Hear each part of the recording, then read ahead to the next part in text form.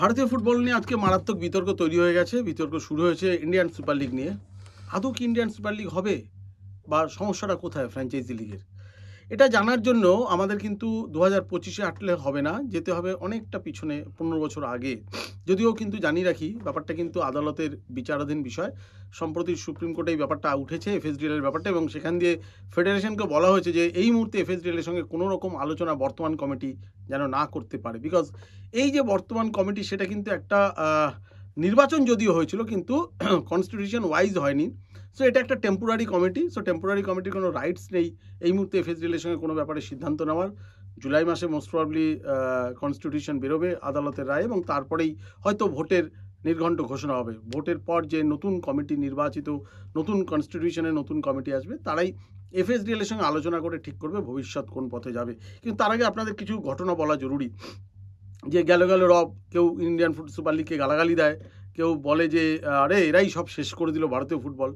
Problem কি জানেন তো, মানুষের স্মৃতিশক্তি খুব দুর্বল। যদি স্মৃতিশক্তি দুর্বল না হতো, তাহলে অনেক নেতাই কিন্তু ভোটে জিততো না। 5 বছরের নেতার পিরিয়ডে, একজন নেতার পিরিয়ডে 4-4.5 বছর কিচ্ছু করে না, লাস্ট 6 মাসে এমন কাজ করে যা দেখে লোকে ভুল ভাবে, এবং ওই আগের 4.5 বছর যে ভদ্রলোক কিছু করেনি সেটা ভুলে গিয়ে ভোটে জেতায়।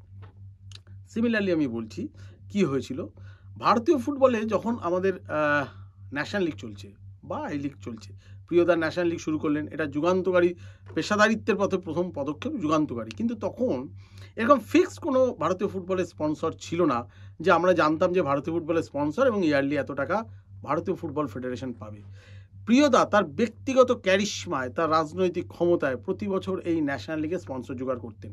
যেমন ধরুন, হয়তো পরশু দিন থেকে শুরু হবে, আগামী পরশু থেকে শুরু হবে ন্যাশনাল লিগ। আমরা প্রিয়দাকে জিজ্ঞাসা করতাম, প্রিয়দা এবারে স্পন্সরকে? আরে হয়ে যাবে, চিন্তা করিস না। দেখা গেল ন্যাশনাল লিগ শুরু হওয়ার, প্রথম ম্যাচে শুরু হওয়ার সকালবেলা প্রিয়দা ঘোষণা করে দিল এবারে ওএনজিসি স্পন্সর। অর্থাৎ প্রিয়দা তার ব্যক্তিগত ক্যারিশমাকে কাজে লাগিয়ে নিয়ে চলে আসতো একটা সরকারি প্রতিষ্ঠান বা অন্য কোনো প্রতিষ্ঠান। প্রথমবার ফিলিপস ন্যাশনাল লিগ হয়েছিল। তো এরকম কিন্তু কোনো পার্মানেন্ট কোনো সমাধান ছিল না। তারপরে প্রিয়দার সময় এলো জি স্পোর্টস লং টার্ম কন্ট্রাক্ট, যেটা আজকে আপনি এফএসডিএল দেখছেন, তখন এসেছিল জি স্পোর্টস।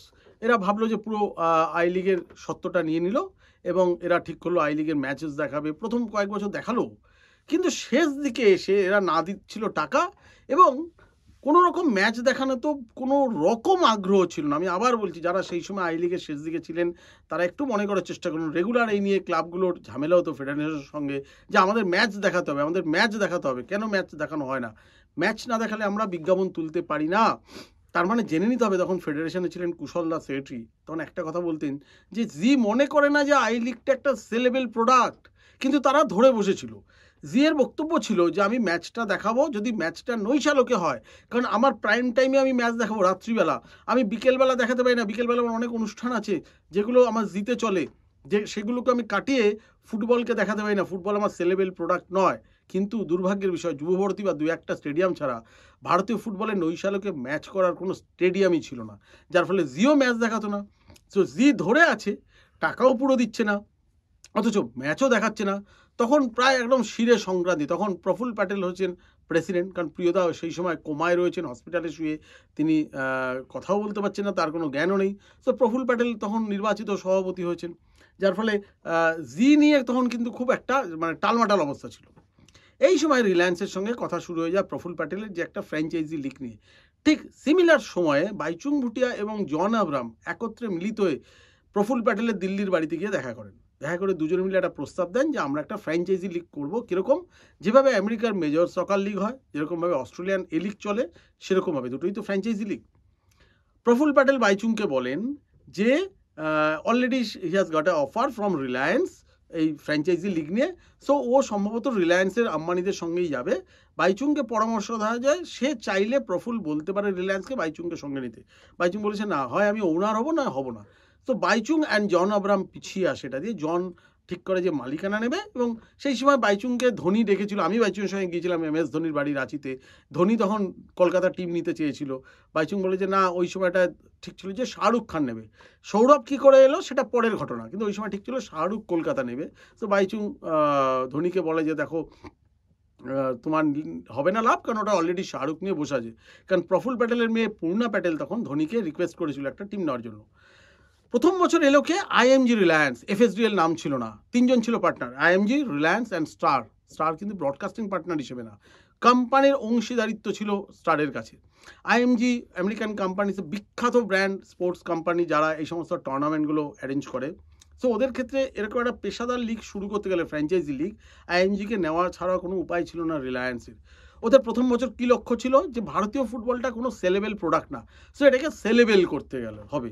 সেলেবেল করতে গেলে তারকা খচিত একটা প্যাকেজ তৈরি করতে হবে, যা ভারত শুধু নয়, বিশ্বের বিভিন্ন প্রান্তে স্পন্সরদের কাছে চলে যায় যে ভারতে একটা কিছু ফুটবল লিগ হচ্ছে। মাথায় রাখতে হবে, আইএমজি রিলায়েন্স কিন্তু যে বছর দিয়ে চুক্তি হলো ভারতীয় ফুটবলের সঙ্গে, সেই বছর দিয়ে কিন্তু টাকা দেওয়া শুরু করলো। ওরা কিন্তু এই ইন্ডিয়ান সুপার লিগ করেনি, ওরা 4টে বছর শুধু টাকা দিয়েছে, দিয়ে অর্থাৎ 4 বছরে 200 কোটি টাকা ইন্ডিয়ান ফুটবলকে দিয়েছে, দিয়ে ওরা শুধু ইনফ্রাস্ট্রাকচার এবং প্ল্যানিং করেছে। তাই 200 কোটি টাকা ভারতীয় ফুটবল ফেডারেশন শুধু পেয়েছে, কিন্তু সেই সময় কিন্তু তার প্রতিদানে আইএমজি রিলায়েন্স কিছুই নেয়নি। প্রথম বছর লক্ষ্য ছিল আইএমজি রিলায়েন্সের যে আমি যেভাবে হোক এটাকে প্যাকেজিং বাড়াতে হবে। অর্থাৎ দেখা গেল যুব ভারতীতে অমিতাভ বচ্চন এসে বসে আছে অভিষেক বচ্চনের টিমের সঙ্গে, ধোনির টিমের সঙ্গে আসছে, বিরাট কোহলি থাকছে, সচিন তেন্ডুলকার থাকছে, রণবীর কাপুর বম্বের সঙ্গে থাকছে, এবং রণবীর কাপুর কিন্তু এখনও বম্বে টিমের সঙ্গে পার্ট। বম্বেতে খেলা থাকলেও, সময় থাকলে ও আলিয়া ভাটকে নিয়ে কিন্তু যায়, গ্যালারিতে দেখা যায়। ঋত্বিক রোশন ছিল পুনের সঙ্গে, পুনে টিমটা যদিও শাটডাউন হয়ে গেছে। আপনার কে ছিল না? জন আব্রাহাম নিজে ওনার ছিল, এবং জন আব্রাহাম কিন্তু এখনও রয়ে গেছে ইন্ডিয়ান নর্থ ইস্ট টিমের সঙ্গে ইন্ডিয়ান সুপার লিগও নিজের পকেট দিয়েই টিমটা করে। কিন্তু অভিষেক মাঝে মাঝে যায়, কিন্তু কেউ এখন আর নেই। রণবীর কাপুরের মালিকানা কিন্তু এখনও আছে, কিন্তু অন্য তারকারা আর কেউ নেই, এখন নেই। তখন কারা ছিল? জিকো এলো, ফোরলান এলো, দেলপিয়েরো এলো, মাতারাজ্জি এলো, রোবার্টো কার্লোস এলো। তো শুরু হয়ে গেল বুড়োদের লিগ। আমি বলি না, বিয়ে বাড়িতে আপনি যতই ভালো খাওয়ান, আপনাকে শেষে বলবে সন্দেশের কোনা বেঁকা। বাবা, ভারতীয় ফুটবলে হচ্ছিলই না কিছু। জিকো এলো, অফকোর্স বুড়ো, জিকো কোচ ছিল, রোবার্টো কার্লোস বুড়ো, কিন্তু এই যে রোবার্টো কার্লোস খেলছে, দেল পিয়েরো খেলছে, তার ফলে ভারতীয় ফুটবলটা স্পন্সরারদের ঘরে গিয়ে দরজায় ধাক্কা মারতে শুরু করলো যে ভারতে একটা কিছু হচ্ছে। সব কর্পোরেট লোকই তো চাইবে যে অমিতাভ বচ্চনের পাশে দাঁড়ায় বক্সে বসি, রণবীর কাপুরের বক্সে বসি, সচিন তেন্ডুলকারের সঙ্গে বক্সে বসি। আমার মনে আছে আমি চেন্নাইয়ে ম্যাচ কভার করতে গিয়েছিলাম ওপেনিং এক বছর ইন্ডিয়ান সুপার লিগের। ওপেনিংয়ে কারা ওপেনিং পারফরমেন্স ছিল কার জানেন? ঐশ্বরিয়া রায় অ্যান্ড আলিয়া ভাট। আর গ্যালারিতে কে ছিল? অমিতাভ বচ্চন, সচিন তেন্ডুলকার, রজনীকান্ত। এটা যদি ফ্রেম হয়, মুকেশ আম্বানি, রজনীকান্ত আর অমিতাভ বচ্চন, এটা যদি গ্যালারিতে ফ্রেম হয়, বলুন তো কোন কর্পোরেট রাজি হবে না টাকা ঢালতে? আমি একবার প্রফুল প্যাটেলকে বলেছিলাম যে দেখুন, আপনি ইন্ডিয়ান সুপার লিগ আনলেন, কিন্তু আপনার জেসিটি বন্ধ হয়ে গেল, আপনার সালগাঁওকার নেই, তখন সময় ডেম্পোও তুলে নিচ্ছিল, তাহলে এই টিমগুলো চলে গেল তো ভারতীয় ফুটবল থেকে। মাহিন্দ্রা নেই। আমার পাল্টা বলেছিল যে আই লিগে একটা টিমের কত ছিল অ্যাভারেজ বাজেট? আমি বলেছি 3 থেকে 4 কোটি, 10টা টিম হলে 4 কোটি ধরলাম, 40 কোটি। এখন একটা টিমের বাজেট হচ্ছে 50 কোটি। কারা কারা এলো? সঞ্জীব গোয়েঙ্কা, যদিও পার্থ জিন্দাল আই লিগেই এসেছিল, কিন্তু সেও আইএসএলে রইল। কারা রইল? টাটা এলো, টাটা জামশেদপুরে সে টাটা চলে এলো। কারা এলো? বিদাদানি এলো। কারা কোন কর্পোরেট কোম্পানিগুলি আপনি ভাবুন যে যোগ দিল ভারতীয় ফুটবলে। আজকে সঞ্জীব গোয়েঙ্কা এলো বলি না এইরকমভাবে টিম করতে পারছে। কতগুলো টাটা, আম্বানি, আরপিএসজি গ্রুপ, এরা সব মানে ভারতীয় ফুটবলে যুক্ত হয়েছে। তো ভাবতে পারছেন যে কর্পোরেট যুক্ত হলো এত। অর্থাৎ আমরা একটা সময় বলতাম যে দেখুন, জাপান ফুটবলকে চেঞ্জ করেছে কর্পোরেটটা, আমাদের কর্পোরেটরা আগ্রহী দেখে না। এইবার যে কর্পোরেট এলো, আপনার হাত দিয়ে ক্ষমতা চলে গেল, এইবার আপনি চিৎকার শুরু করলেন, হ্যাঁ আমাদের আই লিগ ভালো ছিল, আই লিগ আই লিগের সময় আপনার কোনো সেলেবেলই ছিল না। আই লিগের সময় কী অবস্থা ছিলেন আপনি? বলতেন গ্যালারি দিকে জল পাই না, এই পাই না, এখনও অনেক জায়গা পান না, কিন্তু ইনফ্রাস্ট্রাকচার অনেক কিন্তু উন্নত হয়েছে। আজকে ইন্ডিয়ান সুপার লিগ হয়েছে বলে, কারণ ইন্ডিয়ান সুপার লিগে একটাই রুলস ছিল যে তুমি মাঠকে কিন্তু সেই স্ট্যান্ডার্ডের করতে হবে। ওরা আইএসএল, এফএসডিএল থেকে প্রতি বছর আসে লোকজন, তোমার মাঠ ঠিকঠাক মেনটেন হচ্ছে নাকি আগে দেখে, তারপরে কিন্তু তুমি লাইসেন্স পাও, ছাড়পত্র পাও। মাথায় রাখতে হবে, সব একবারে হয় না, কিন্তু ইনফ্রাস্ট্রাকচার, মাঠটা তো রেডি হয়ে গেছে। আপনার প্রতিটা ম্যাচ তো আপনার স্টারে দেখতে পাচ্ছেন ঘরে বসে। একটা ছেলে যদি স্টারে খেলা দেখা যায়, তাহলে বিদেশের কোনো রিক্রুটার বা স্পটার সে তো দেখতেই পারে। ভারতীয় ফুটবল উন্নতি হচ্ছে কেন, সেটা আলাদা চ্যাপ্টার, আমি অন্য একদিন বলবো। আমি আজকে সমস্যায় আসছি। সো আইএমজি পরে চলে গেল, স্টার কোম্পানি দিয়ে বেরিয়ে গেল, রিলায়েন্স রইল, নতুন গঠন হলো এফএসডিএল, যার চুক্তি 2025 সালের ডিসেম্বর মাস, অর্থাৎ এই বছরের ডিসেম্বর মাস অবধি আছে। প্রতি বছরে 50 কোটি টাকা করে দেয়। কিন্তু এই 2023 সালে যখন কল্যাণ চৌবেরা এলেন, তারা আলোচনা শুরু করলেন যে পরের টার্মের চুক্তি কি হবে 2025-এর পরে। এই আলোচনা শুরু হয়েছিল 2023 সালের জুন মাসে এফএসডিএল এর সঙ্গে যে কি করব আমরা কি করব। এফএসডিএল পরিষ্কার জানায় যে আমি ভারতীয় ফুটবলে ইনভেস্ট করে টাকা আমার কোনো ব্যবসায়িকভাবে লাভ হচ্ছে না, আমি কন্টিনিউ করতে এই টাকা দিয়ে পারবো না, আমার টাকা কমাতে হবে। 15-16 কোটি টাকা দিতে চাইছে বছরে। তার জন্য বললো ঠিক আছে তুমি বলছো আই লিগ আমি আই লিগটা তোমায় ছেড়ে দিলাম, ফেডারেশনকে আই লিগ ছেড়ে দিয়েছে, তোমার সন্তোষ ট্রফি ছেড়ে দিলাম, ঘরোয়া সব টুর্নামেন্ট ছেড়ে দিলাম, ইভেন সুপার কাপটাও ছেড়ে দিলাম, তুমি বলছো এগুলো দারুণ করতে হবে, তুমি করে নাও, আমি শুধু যে টাকাটা তোমায় দেবো 15-16 কোটি টাকা, আমি শুধু আইএসএল অ্যান্ড ইন্ডিয়ান টিম নিয়ে আছি, তুমি করে নাও। তারপর দিয়ে এএফএফ এর কাছে আই লিগ আছে, সুপার কাপ আছে, আপনি দেখেছেন এএফএফ আই লিগটা ঠিক করে বিক্রি করতে পারে নাকি? আপনি জানেন যে আই লিগ কোথায় হয়, কখন হয়, কিভাবে হয়, কোথায় দেখায়? পারলো না কেন এএফএফ? তার মানে আই লিগ আপনার সেলেবল প্রোডাক্ট নয়, আপনাকে ভাবতে হবে, আপনি শুধু আবেগে রয়েছেন। তার মানে এএফএফ পারছে না আই লিগকে সেলেবল করতে, সেই জায়গায় নেই। সেলেবল প্রোডাক্ট যদি একটু থাকে সেটা কিন্তু এখনো আইএসএল, এবং সেটা রিলায়েন্সের জন্য রয়েছে, টাকা দিচ্ছে এবং বলছে আমরাও লস করছি, রিলায়েন্স এটা দিয়ে যে লাভ ঘরে তুলে নিয়ে চলে যাচ্ছে এরকম নয়, এবং এটা নিয়ে বার্গেনিং শুরু হলো। কিন্তু অদ্ভুতভাবে এএফএফ যেটা 23শে জুনে শুরু করলো বার্গেনিং, নভেম্বরে গিয়ে শেষ করে দিল। তারপর দিয়ে 24শে পুরো চুপচাপ, আজকে 25শে ডিসেম্বর পর্যন্ত চুক্তি রয়েছে, তাহলে এই আলোচনাটা চালিয়ে নিয়ে গেল না কেন? এটা তো চালিয়ে নিয়ে যাওয়া উচিত ছিল। কিন্তু এখন তো কোর্ট বলে দিয়েছে যে এই কমিটিটা তো আর আপনার পার্মানেন্ট কমিটি না, এটা এখন কনস্টিটিউশন হয়নি, একটা ইলেকশন করিয়ে একটা কমিটিকে দায়িত্ব দেওয়া হয়েছিল, কল্যাণ চৌবের কমিটিকে, যে এরা এখন দেখবে। কিন্তু এরা কনস্টিটিউশন করে তারপরে কিন্তু নির্বাচিত নতুন হয়ে পার্মানেন্ট কমিটি হবে। তাই এখন বলা হয়েছে তোমরা এখন এফএসডিএল এর ব্যাপারে সিদ্ধান্ত নেবে না। সেটাও তো কয়েক মাস আগে, 2-3 মাস আগে বলা হয়েছে। তার আগে কি করছিল এএফএফ? বন্ধ করেছিল কেন এখন? সো এফএসডিএল এর ডিসেম্বর অবধি চুক্তি আছে। এবার যদি এবছরের রিলায়েন্স যদি এফএসডিএল যদি আইএসএল শুরু করে, সেটা তো আর ডিসেম্বরে শেষ হবে না, সেটা তো পরের বছরে মার্চ এপ্রিল মে পর্যন্ত চলবে। তাহলে এফএসডিএল কি করে এবছর এখন আইএসএল এর ফিক্সচার ঘোষণা করবে? কারণ ও ফিক্সচার না ঘোষণা করলে এআইএফএফ এর ক্ষমতা নেই ঘাড়ে যে ওর ফিক্সচার অ্যানাউন্স করেনি, এআইএফএফ বলছে আইএসএল হবে। আইএসএলটা তো ওরা দেখে না, আইএসএলটা তো দেখে এফএসডিএল যতক্ষণ না ফিক্সচার জানাবে এএফএফ তার ক্যালেন্ডারে কি করে দেখাবে, এবং এফএসডিএল কি করে দেখাবে যে ফিক্সচারটা? সে তো জানেই না ডিসেম্বর পর কন্টিনিউ হবে কিনা। আমার কাছে যতদূর খবর, কোট আমার কাছে যতদূর খবর, এফএসডিএল বলেছিল আমি 15 কোটি টাকা দেবো, এএফএফ শেষ পর্যন্ত রাজি হয়েছিল 30 কোটি টাকায়। আমার ধারণা ওটা 22-25 কোটি টাকার মধ্যে একটা সেটেলমেন্ট হতো, শেষ পর্যন্ত হয়তো এরকম হতো। এবং এবছর কিন্তু একটা হতোই, যদি আবার আমার ধারণা আইএসএল নিশ্চয়ই সমস্যা কেটে যাবে, নতুন কমিটি হয়তো আস্তে আস্তে জুলাই মাসে কনস্টিটিউশন হয়তো রায় দেবে করতে, এরকম প্ল্যানিং শোনা যাচ্ছে, এবং তারপরে হয়তো অক্টোবর নভেম্বরের মধ্যে একটা ইলেকশন হতে পারে। কিন্তু ততদিনে অনেক দেরি হয়ে গেছে, আদালতের দিকে তাকিয়ে থাকতে হবে, আদালত কি বলে এফএসডিএল এর ব্যাপারে, কি সিদ্ধান্ত নেয়, যে একটা কোনো কমিটি করে দেয় নাকি যে যারা এখন এফএসডিএল এর ডিসকাশনটা করবে। কিন্তু এখন তো স্টপ, ব্যাপারটা ডিসকাশন করার জায়গাই নেই, নতুন কমিটি ছাড়া এই যে কমিটিটা রয়েছে তাদের সেই ক্ষমতাই নেই যে আর ডিসকাশন করা। আমার কথা হচ্ছে 24 সালে তো এই রায়টা আসেনি, 24 সালে কেন করেনি যে আমার 25শে ডিসেম্বরের পর কি হবে? করেনি।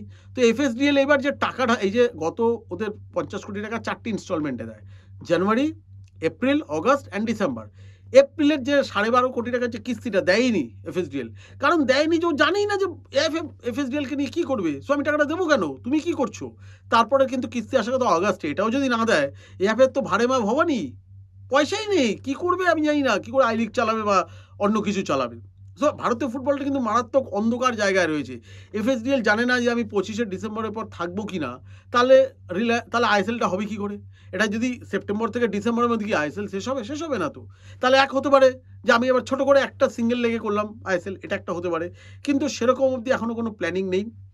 আপাতত আমার কাছে যা খবর, এফএসডিএল কর্তারা 5টা ক্লাবের সোমবার থেকে কথা বলা শুরু করেছে, বিভিন্ন ফ্র্যাঞ্চাইজি ওনারের সঙ্গে 5টা ক্লাবের সঙ্গে কথা বলেছিল।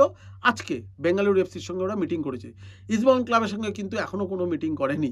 বরঞ্চ বলতে পারেন মোহামেডান কর্তারা একটু আশান্বিত হয়েছে, যদি এবছর না হয় আইএসএলটা, তাহলে তো আমাদের কোনো ইনভেস্টার না থাকলেও কোনো প্রবলেম নেই, বাবা খেলতে হবে না। ওরা একমাত্র ধরে বসে আছে আইএসএলটা না হলে ভালো, কারণ যদি আইএসএল হয়, মোহামেডানের যদি নির্দিষ্ট সময় আইএসএল হয় সেপ্টেম্বরে, মোহামেডানের খেলার চান্স কিন্তু খুবই খুবই খুবই খুবই কম, কারণ ফাইন্যান্সিয়াল লাইসেন্সিং ক্রাইটেরিয়া কিন্তু মোহামেডান আটকে যাবে। সো আমি বলছি যে এটা অদ্ভুত একটা অন্ধকার তৈরি হচ্ছে, কিন্তু এই মুহূর্তে সলভ হওয়ার কোনো জায়গা নেই, কারণ যতক্ষণ না আদালত জানাবে যে এফএসডিএল এর সঙ্গে কথা বলা যাবে, ততক্ষণ পর্যন্ত কিছুই করা যাবে না। কিন্তু বলবেই বা কারা? এই ফেডারেশন কর্তারা যারা 2023 জুন থেকে আলোচনা শুরু করেছে, এখনও শেষ করতে পারেনি, তারা 2 মাসের মধ্যে আলোচনা শেষ করে দেবে, এটা কি বিশ্বাসযোগ্য?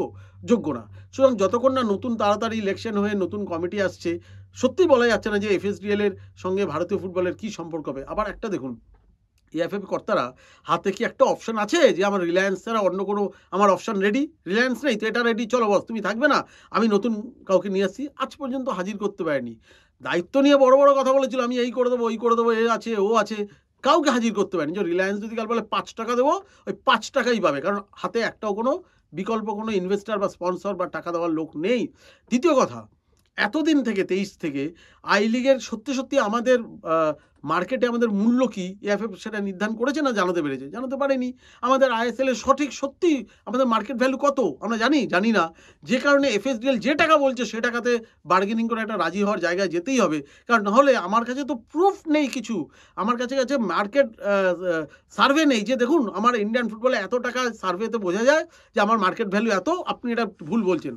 এই মার্কেট সার্ভেও দেখাতে পারছে না। সো সবটাই অপেশাদারি ঢঙে চলেছে ফেডারেশন। সো এফএসডিএল এই সুযোগটা নিচ্ছে। আর এফএসডিএল সত্যিই তো এতদিন ধরে 14 বছর ধরে 50 কোটি করে টাকা দিয়ে এসছে, এই 15তম বছরেও প্রথম জানুয়ারির ইনস্টলমেন্টটা 12.5 কোটি দিয়ে দিয়েছে। তাহলে সে শুধু শুধু কেন টাকা দেবে? তুমি কিছু ফেরত দিচ্ছ না, তুমি আমি থাকবো কিনা ঠিক নেই, কোনো কিছুই করছো না, আমি শুধু ঘর দিয়ে টাকা দিয়ে যাবো আর তোমরা বসে বসে সেই টাকায় মজা করবে, সেটা তো হতে পারে না। সো আমার ধারণা যতদিন জুলাই মাসে সুপ্রিম কোর্ট খুলুক, তারপরে কি কনস্টিটিউশনে কি হয়, তারপরে কবে ইলেকশন হয় সেগুলোও দেখতে হবে, সমস্ত কিছু না মেটা পর্যন্ত কিন্তু এফএসডিএল এর এই ব্যাপারটা কিন্তু কাটবে না। সেক্ষেত্রে হয়তো হতে পারে এবছরের আইএসএল হয়তো শর্ট টার্মে হবে, যদি ইলেকশন অক্টোবর নভেম্বর হয় তো তারপরে হলো, খুব শর্ট টার্মে সিঙ্গেল লেগে আইএসএল হলো, বা এই বছরটা অফ। আমি এখনও বিশ্বাস করি ভারতীয় ফুটবলে যে আইএসএলটা বন্ধ হবে না, কারণ ওরা তো এতদিন ধরে একটা টাকা ইনভেস্ট করেছে এবং ফ্র্যাঞ্চাইজিগুলোর সঙ্গে ওদের সম্পর্ক খুবই ভালো। কিন্তু যেটা হবে আপনি শুনে রাখুন, যখন আইএসএল শুরু হবে ইপিএল এর ধাঁচে একটা আলাদা কমিটি হবে, সেটা হচ্ছে সেখানে 3জন স্টেক হোল্ডার থাকবে, ফেডারেশন থাকবে, এফএসডিএল থাকবে এবং প্রতিটি ফ্র্যাঞ্চাইজি ওনার নিয়ে একটা কমিটি গঠন হবে, যে নতুন কোম্পানি গঠন হবে, সরি কমিটি না কোম্পানি গঠন হবে, যে কোম্পানিতে 3জনের স্টেক হোল্ডার, অর্থাৎ আইএসএল এর কোম্পানি যে ফ্র্যাঞ্চাইজি ওনারদের একটা, আইএসএল এর ফ্র্যাঞ্চাইজি ক্লাবগুলোর একটা স্টেক থাকবে, এএফএফ স্টেক থাকবে, এবং যেখানে এএফএফটা খুবই কম থাকবে, এবং এফএসডিএল এর স্টেক থাকবে। মূলত কিন্তু পরিচালনা করবে এফএসডিএল এবং আইএসএল এর ক্লাবগুলি মিলে একটা যে কোম্পানি ফর্ম হবে, সেখানে এএফএফ এর পার্টনারশিপ শেয়ার খুবই কম থাকবে, যেরকমভাবে ইপিএল চলে এফ এর সঙ্গে, এবং ইপিএল এর ক্লাবগুলি এবং ব্রডকাস্টিং পার্টনার মিলে ইপিএল যেভাবে চলে, সেভাবে এখানে একটা কোম্পানি তৈরি হবে, সেই কোম্পানিটা কিন্তু আইএসএল চালাবে। এগুলোতে ভবিষ্যৎ প্ল্যান করা আছে। শুধু সমস্যাটা মিটবে যে ফেডারেশনটা কার হাতে থাকবে, কে সভাপতি হবে, কে সচিব হবে, কোন কমিটির হাতে থাকবে, সেই কমিটিটা কিভাবে ডিল করে ফাইনাল করে। ততদিন পর্যন্ত আমাদের তো বলতেই হবে যে হ্যাঁ ভারতীয় ফুটবল অন্ধকারে। অবশ্য অন্ধকারের আর কি দেখলেন, এমন জায়গায় চলে যাচ্ছে, যেই দায়িত্বে আসুক এখান থেকে আবার টেনে তুলতে কিন্তু 10 বছর লেগে যাবে। যে আসবে তাই সে কিন্তু এই 10 বছর পিছিয়ে শুরু করবে। ভাববেন না যেই আসুক, যে এক্ষুনি এলো কালকেও হয়ে যাবে। 127 আছে, খুব অবাক হবেন না যদি পরের ফিফা র্যাঙ্কিংয়ে দেখেন যে ইন্ডিয়ান ফুটবল চলে গেছে 133-এ।